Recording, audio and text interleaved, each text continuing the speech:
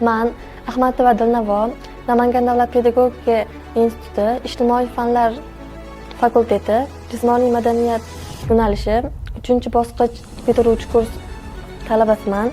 Yoshligimdan pishiriq pishirishga qiziqqanman va shu hunarni egalladim.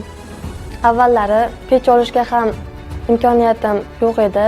Shundan so'ng prezidentimizning 61-sonli qarorlariga muvofiq talabalarga imtiyozli kredit berilishini bildim va institutimiz tomonidan tavsiyanomaga muvofiq 50 million so'm imtiyozli kredit oldim va 50 million so'mga o'zimga kerakli texnikalarni sotib oldim va qandolatchilik sexi tashkil qildim.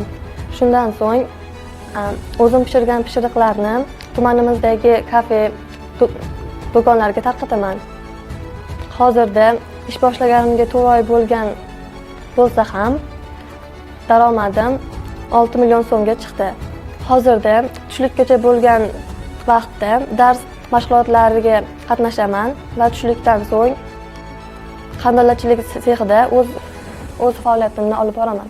Tengdoshlarimga va kursdoshlarimga ham ushbu imkoniyatdan foydalanib, o'z bizneslarini yo'lga qo'yishlarini maslahat beraman. Ushbu imkoniyatni yaratib bergan yurtboshimizga minnatdorchiligimni bildiraman.